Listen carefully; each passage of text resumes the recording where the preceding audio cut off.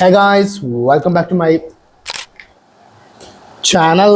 അങ്ങനെ വീര ധീര സൂരൻ എന്ന് പറയുന്ന cinema കണ്ടിരിക്കുകയാണ് guys.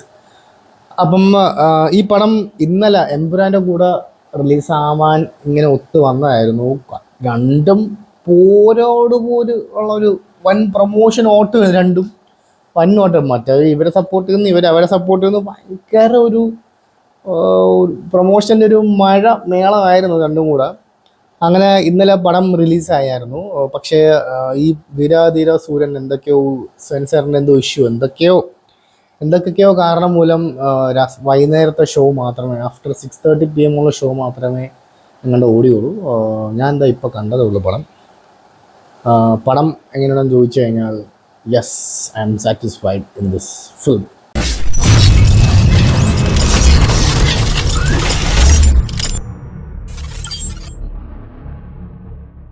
പടത്തിലെ director SV Arunkumar. നമുക്ക് എല്ലാവർക്കും മുന്നേ അറിയാം, ചിത്തയിലെ ഡയറക്ടറാണ്. ചിത്ത എന്ന് പറഞ്ഞ സിനിമ മറക്കാൻ പറ്റില്ല. അത്ര ഒരു ക്ലോസ് ടു ഹാർട്ട് റിലേഷൻഷിപ്പ്, അല്ലെങ്കിൽ അത്രയ്ക്ക് നമുക്ക് ഡീപ്പായിട്ട് ഒരുപാട് കാര്യങ്ങൾ ചിന്തിപ്പിക്കുന്ന ഒരു സിനിമയാണ് ചിത്ത എന്ന് പറഞ്ഞാൽ. അതിൻ്റെ ഡയറക്ടറാണ്. റൈറ്റർ ഓൾസോ സെയിം അരുൺ തന്നെയാണ്. ഇതിൻ്റെ ക്രൂ മെമ്പേഴ്സ് ആക്ച്വലി 4 പേരേ ഉള്ളൂ. വിക്രം, SJ സൂര്യ, സുരാജ്, പിന്നെ തുഷാര. ഇവർ 3 പേര് മെയിൻസ് ആണ് ഈ പടത്തിൽ. ആദ്യം നമുക്ക് വിക്രമിൻ്റെ പെർഫോമൻസ് വെച്ച് പറയാം. വിക്രമിൻ്റെ പെർഫോമൻസ് വെച്ച് നോക്കുമ്പോൾ നല്ല പെർഫോമൻസ് ആണ്. വിക്രമൊക്കെ ഇൻട്രൊഡക്ഷൻ തൊട്ട് വിക്രം ഓൺ ദ സ്ക്രീൻ ഓണാണ് പടം. പിന്നെ സുരാജ് ഞാൻ വിചാരിച്ചത്, സത്യം പറഞ്ഞാൽ ഞെട്ടിപ്പോയി. സുരാജ് ഇങ്ങനെയൊക്കെ തമിഴിൽ സംസാരിക്കുമോ, ആ ഒരു ഇത്രയ്ക്കും തമിഴിലും ഇങ്ങനെ കയറി കൊളുത്തി പിടിച്ച് എന്ന് ഓർക്കുമ്പോൾ യെസ്, പ്രൗഡാണ്. നമുക്ക് ഒരു ആക്ടർ വീണ്ടും ഒരു മൈൽ സ്റ്റോൺ സൃഷ്ടിച്ചിരിക്കുകയാണ്. ഒരു തമിഴ് എൻട്രിയിലേക്ക് പോയി എല്ലാവരെയും അത് ആ ഇൻ്റർവ്യൂവിൽ തന്നെ കയറി കൊടുത്തിട്ടുണ്ട് ഓൾറെഡി. ഇനി നോക്കി ഇനി സുരാജിന് തൊഴിൽപ്പടങ്ങൾ നിരയായിട്ട് വരും.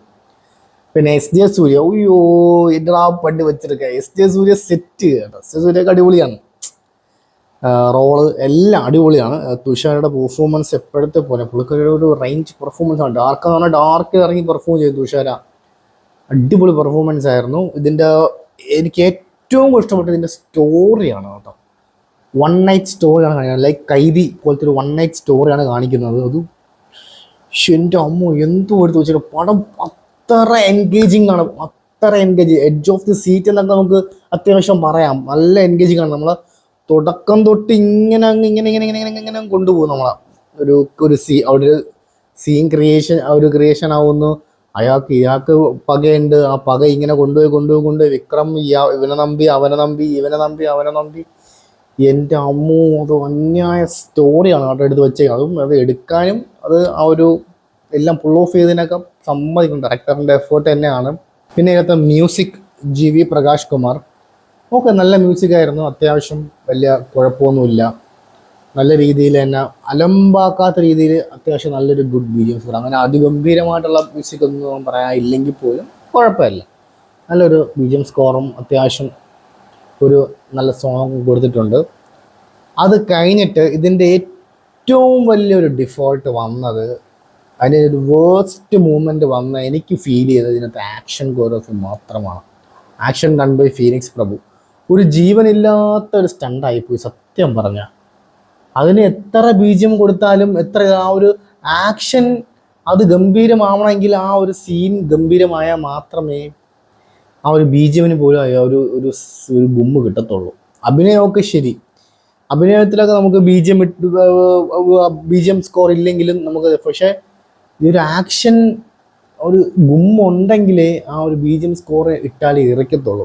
ആക്ഷനൊക്കെ ഭയങ്കര, എനിക്ക് ഒരു വേഴ്സ്റ്റ് ആക്ഷൻ പോലെ എനിക്ക് ഫീൽ ചെയ്തു. ഒരു ഗുമ്മുമില്ല. എസ്പെഷ്യലി ആ ഒരു മാസ് എൻട്രി മാസ് സീൻ സംഭവം, ഒരു കൈവെട്ടുന്ന ഒരു സീനുണ്ട്. ആ ഒരു സീൻ എന്തിനാ വിക്രം ചാടുന്നത് എനിക്ക് മനസ്സിലായില്ലല്ലോ എന്നുള്ള രീതിയിൽ കൺഫ്യൂസ്, എന്തിനു ചെയ്യണം അങ്ങനത്തെ ഒരു ഇതായിരുന്നു. കൈയടിക്കാൻ പറ്റിയൊരു മൊമെൻറ്റ് അതിനെ ഇല്ലാണ്ടായി കളഞ്ഞു. ആ ഒരു action sequence is very bore. ടെർബോയിലെ ആക്ഷനൊക്കെ ഭയങ്കര ഷോക്കാണ്. വലിയ അത്ര ഗുമ്മൊന്നും ഇല്ല. പിന്നെ അന്ന് മമ്മൂട്ടി അത്രയൊക്കെ ചെയ്ത എഫേർട്ട് ഉള്ളതുകൊണ്ട് നമുക്ക് പിന്നെ കൈയ്യടി കൊടുത്തതാണ്. പക്ഷേ ഇതിൽ വിക്രമിനെ കുറിച്ച് സൂപ്പറായിട്ട് ചെയ്യായിരുന്നു. ഇതൊക്കെ ഭയങ്കര അലമ്പായിരുന്നു ചെയ്ത് വെച്ചത്. ആക്ഷൻ സീക്വൻസിൽ മാത്രമാണ് ഞാൻ ഡിസപ്പോയിൻ്റ് ആയിട്ടുള്ളത്. ബാക്കി പടം ഓവറോൾ അടിപൊളി പടമാണ്. മസ്റ്റ് വാച്ചിങ് തിയേറ്റർ എക്സ്പീരിയൻസിൻ്റെ പടമാണ്. സുരാജിൻ്റെയും എല്ലാം എൻ്റെ അമ്മോ, സുരാജൊക്കെ എന്നെ എസ്പെഷ്യലി ഞെട്ടിച്ചു കളഞ്ഞു. സുരാജ് ഒരു രക്ഷയില്ല. സുരാജ് പൊളി പെർഫോമൻസ്. ആ ഒരു സിംഗിൾ ഷോട്ടൊക്കെ എനിക്ക് പിന്നാണ് മനസ്സിലാവുന്നത്. എൻ്റെ അമ്മോ, അത് അത്രയും ടൈം എടുത്ത് സുരാജ് അത്രയും എഫേർട്ട് ഇട്ടിട്ടുണ്ട് ആ ഒരു ടേക്കൊക്കെ എടുക്കാനായിട്ട്. അതൊക്കെ സൂപ്പറായിട്ട് വന്നിട്ടുണ്ട്. എഡിറ്റിങ്, ക്യാമറ വർക്ക് എല്ലാം നൈസായിരുന്നു. ആ ആക്ഷൻ സീക്വൻസിൽ മാത്രമേ ഞാൻ ഡിസപ്പോയിൻ്റ് ഉള്ളൂ. ബാക്കി എല്ലാം അടിപൊളിയായിരുന്നു. തരമാണ് പടം, അടിപൊളി. Go watching theatres. Okay guys, അപ്പം ചാനൽ സബ്സ്ക്രൈബ് ചെയ്യുന്ന കാര്യം ഒന്ന് ആലോചിക്കുക. സോൺ ഓഫ് ഫ്രം KC എല്ലാം ആവട്ടെ. ബൈ.